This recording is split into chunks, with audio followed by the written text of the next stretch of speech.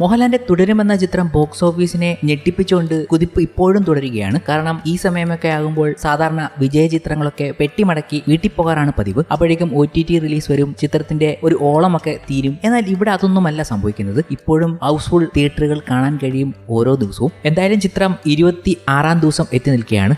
25-ാം ദിവസം, അതായത് തിങ്കളാഴ്ച മെയ് 19, 4ാമത്തെ തിങ്കളാഴ്ചയായിരുന്നു. എന്നിട്ട് പോലും തുടരുമെന്ന ചിത്രം കേരള ബോക്സ് ഓഫീസിൽ നിന്നും നേടിയത് 1.25 കോടിയാണ്. തുടരുമെന്ന ചിത്രത്തിനൊപ്പം ഏറ്റവും പുതിയ റിലീസായി വന്ന പല സിനിമകൾക്കും ഈ ഒരു കളക്ഷൻ ഉണ്ടാക്കാൻ പറ്റുന്നില്ല എന്നതും കൂടി ഓർക്കുക. പ്രിൻസ് ആൻഡ് ഫാമിലി വെറും 76 ലക്ഷവും പടക്കളം 64 ലക്ഷവും ഒക്കെയാണ് നേടുന്നത്. അവിടെയും കോടികളാണ് തുടരുമെന്ന ചിത്രം നേടിക്കൊണ്ടിരിക്കുന്നത് എന്ന് കാണുമ്പോൾ ഇവിടെയൊന്നും സ്റ്റോപ്പ് ആകത്തില്ല എന്നതാണ് അതിശയകരമായി നോക്കി കാണുന്നതും. 25 ദിവസം കഴിഞ്ഞപ്പോൾ തുടരുമെന്ന ചിത്രം കേരള ബോക്സ് ഓഫീസിൽ നിന്നും 111.45 കോടിയാണ് നേടിയിരിക്കുന്നത്. കൂടാതെ ഇന്നത്തെ ദിവസവും ബുക്ക് മൈ ഷോ എടുത്ത് പരിശോധിച്ചാൽ ഏതാണ്ട് 1500 ടിക്കറ്റുകൾ ഓരോ മണിക്കൂറിലും വിറ്റുകൊണ്ടിരിക്കുന്നു എന്നതും കാണാൻ കഴിയും. ഓരോ തിയേറ്റർ എടുത്ത് പരിശോധിച്ചാലും മതി, ഇല്ലെങ്കിൽ ബുക്ക് മൈ ഷോ ഒന്ന് നോക്കിയാലും മതി. ഫാസ്റ്റ് ഫില്ലിങ്ങും സോൾഡ് ഔട്ട് ആയ ഷോകളും ഒക്കെ നിങ്ങൾക്ക് കാണാൻ കഴിയും. കഴിഞ്ഞ 24 മണിക്കൂറിൽ 20.38K ടിക്കറ്റുകളാണ് തുടരുമെന്ന ചിത്രം വിറ്റു തീർത്തതും. അങ്ങനെ ഇപ്പോഴും റൺ നടത്തുന്നതുകൊണ്ട് തന്നെ എക്സ്റ്റൻഡഡ് തിയേറ്ററുകൾ റണ്ണാണ് തുടരുമെന്ന ചിത്രത്തിന് ലഭിക്കുന്നത് എന്ന് നമ്മൾ നേരത്തെ പറഞ്ഞിരുന്നു. അതുകൊണ്ട് തന്നെ OTT റിലീസ് പുതിയൊരു ഡേറ്റിലേക്ക് മാറ്റിയിട്ടുമുണ്ട്.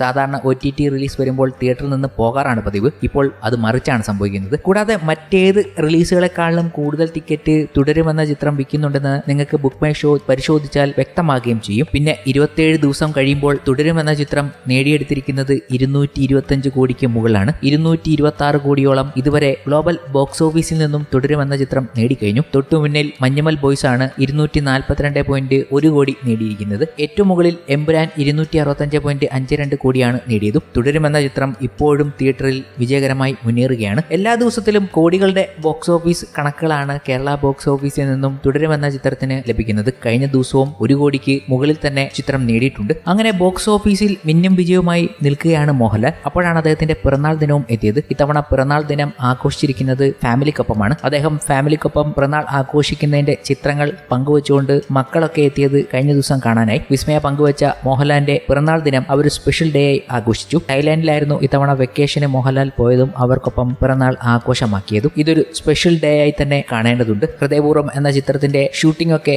അവസാനിപ്പിച്ചിട്ടാണ് മോഹൻലാൽ തായ്ലാൻഡിലേക്ക് പോയത്. അവിടെയാണ് പിറന്നാൾ ആഘോഷിച്ചതും. മലയാളത്തിലെ പല റെക്കോർഡുകളും തിരുത്തിക്കുറിച്ച് ജൈത്രയാത്ര നടത്തുകയാണ് മോഹൻലാൽ തരുൺമൂർത്തി ടീമിന്റെ തുടരും എന്ന ചിത്രം. മികച്ച പ്രതികരണം നേടിയ സിനിമ ഇതിനോടകം 200 കോടി ക്ലബിൽ ഇടം പിടിച്ചു കഴിഞ്ഞു. ഇതൊക്കെ അവിടെ നിൽക്കുമ്പോഴും ഈ സിനിമ ഇത്രയും സ്പെഷ്യൽ ആകാൻ കാരണം ഈ ചിത്രം മേഡ് ചെയ്തിരിക്കുന്ന രീതിയാണ്. ഓരോ ആരാധകനെയും അവന്റെ ഉള്ളിൽ തൊടുന്ന ഒരു മോഹൻലാലിനെ തരികയും അതുപോലൊരു സിനിമ തരികയും അതുപോലുള്ള മൊമെന്റുകൾ നൽകുകയും ചെയ്തിരുന്നു. അതിൽ തന്നെ സംവിധായകന് പോലും പറഞ്ഞു തരാൻ കഴിയുന്നതിനപ്പുറം മോഹൻലാൽ തരുന്ന ഒരു മാജിക് ഉണ്ടല്ലോ. പലപ്പോഴും നമ്മളത് കേട്ടിട്ടുണ്ട്. സംവിധായകൻ പറയുന്നതിനപ്പുറം തരുന്ന ഒരു നടൻ, അത് മോഹൻലാൽ ആയിരിക്കുമല്ലോ. ആ മോഹൻലാലിനെ നമ്മൾ സ്ക്രീനിൽ കണ്ടതും അത് നമുക്ക് ശരിക്കും വ്യക്തമാകുന്നതുമായ ഒരു സീൻ പ്രേക്ഷകർ ഒന്നുകൂടെ വിശദമായി പറഞ്ഞു വെക്കുകയാണ്. തുടരുമെന്ന ചിത്രത്തിലെ ആ ഒരു ജമ്പ്, അതിലെന്താ ഇത്ര സ്പെഷ്യൽ എന്നതാണ് എല്ലാവരും വലിയ രീതിയിൽ ചർച്ച ചെയ്യുന്നതും കൂലങ്കഷമായി അതിനെക്കുറിച്ച് പറയുന്നതും. കാരണം അതിൽ പറയാൻ ചില കാര്യങ്ങളുണ്ട്. തരുൺ മോഹൻലാലിന് പറഞ്ഞു കൊടുക്കുന്നു ഇങ്ങനെ ഒരു സീനാണെന്ന്. എന്നാൽ തരുണിന് മോഹൻലാൽ ആ ജനലിൽ കൂടി ചാടാൻ സാധിക്കുമെന്ന് പ്രതീക്ഷിച്ചില്ല. റോപ്പും ഡ്യൂപ്പും ഒന്നും ഇല്ലാതെ മോഹൻലാൽ ചാടി വന്നോളും എന്ന് സ്റ്റൺ സിൽവ പറഞ്ഞപ്പോഴും ആ ജമ്പ് ഇത്രയും എപ്പിക്കാകുമെന്ന് അയാൾ കരുതിയില്ല. എന്നാൽ ഒറ്റ ടേക്കിൽ